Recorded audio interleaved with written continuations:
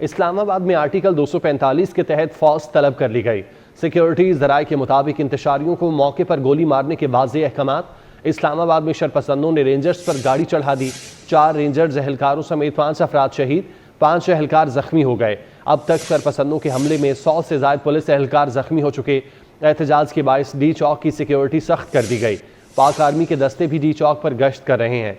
इस्लामाबाद में आर्टिकल 245 के तहत फौज तलब कर ली गई। इंतशारियों को मौके पर गोली मारने के वाज़ेह अहकामात दिए गए।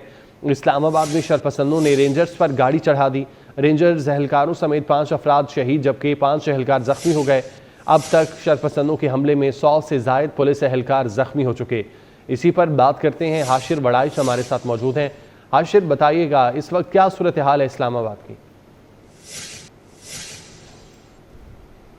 जी बिल्कुल, पाकिस्तान तहरीक इंसाफ के एहतजाज का ये मामला और तहरीक इंसाफ की जानिब से डी चौक के अंदर पहुंचने का ऐलान किया गया था। जबकि डी चौक में इस वक्त जो है वो मुख्तलिफ सिक्योरिटी जो फोर्सेज हैं, जिनमें सिंध पुलिस है, इस्लामाबाद पुलिस और रेंजर के ताज़ा तम दस्ते जो हैं वो इस वक्त पहुँच चुके हैं। जबकि तहरीक इंसाफ का कोई एक भी कारकुन जो है वो इस वक्त डी चौक नहीं पहुँच सका। जबकि गुज़िश्ता रात की अगर बात की जाए तो गुज़िश्ता रात पाकिस्तान तहरीक इंसाफ के कारकुनान की जानिब से जो है रेंजर एहलकार हैं उन पर गाड़ी चढ़ा दी गई थी और जिसके नतीजे में 4 रेंजर एहलकार जो हैं वो शहीद हुए, जबकि 2 से ज़ायद जख्मी हुए। जबकि मजमूई तौर पर अगर बात की जाए तो 100 से ज़ायद पुलिस एहलकार जो हैं वो इस वक्त पाकिस्तान तहरीक इंसाफ के कारकुनान के हमलों के बायस जो हैं वो ज़ख्मी हो चुके हैं। और इन तमाम सूरत हाल को मद्देनज़र रखते हुए जो है वो इस्लामाबाद के अंदर आर्टिकल 245 के तहत जो है वो फ़ौज भी तैनात कर दी गई और तैनाती के बाद अफवाज पाकिस्तान के दस्ते जो हैं वो भी हमें यहाँ पर डी चौक के अंदर गश्त करते नजर आए। जबकि दूसरी जानिब अगर बात की जाए तो सिक्योरिटी ज़राए के मुताबिक ये अहकाम दिए गए हैं कि वो इंतशारी जो कि पाकिस्तान तहरीक इंसाफ से जिनका ताल्लुक है उनको देखते ही गोली मारने के अहकाम जो हैं वो दिए गए हैं। और सिक्योरिटी ज़राए के मुताबिक कि इंतशारी टोले से जो है वो सख्ती से निपटा जाएगा और किसी भी कारकुन को डी चौक पहुंचने की इजाज़त जो है वो यहाँ पर नहीं दी जाएगी और जो भी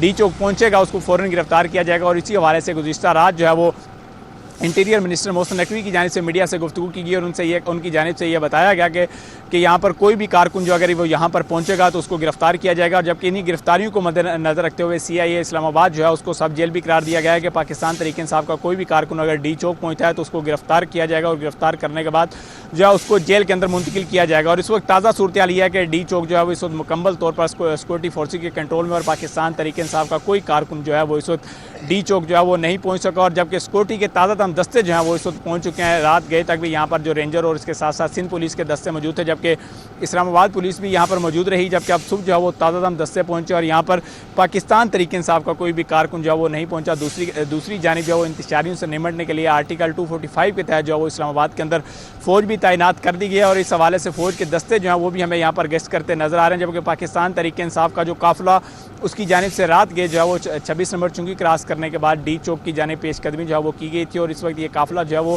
श्रीनगर हाईवे पर मौजूद है। जबकि तमाम सूरत हाल को मद्देनजर रखते हुए रात गई जो है वो डी चौक के अंदर सिक्योरिटी जो है वो सख्त कर दी गई थी और ताहाल तहरीक इंसाफ का कोई कारकुन जो है वो यहाँ पर नहीं पहुँच सका, बल्कि पाकिस्तान तहरीक इंसाफ का काफिला जिसकी क़यादत जो है वो वज़ीर आला KP के अली मीन गंडापुर की जानिब से की जा रही है। जबकि बुशरा बीबी भी यहाँ पर उनके साथ हैं तो वो काफिला जो है वो इस वक्त श्रीनगर हाईवे पर मौजूद है। जबकि डी चौक की इस वक्त जो सूरत हाल है तो डी चौक इस वक्त जो है वो पुरअमन है और यहाँ पर कोई भी पाकिस्तान तहरीक इंसाफ का कारकुन जो है वो नहीं पहुँच सका। जी, कोई भी कारकुन यहाँ तक पहुँचा है। बहुत शुक्रिया हाशिर, आप हमें तफसीलन इस मुतालिक आगाह कर रहे थे।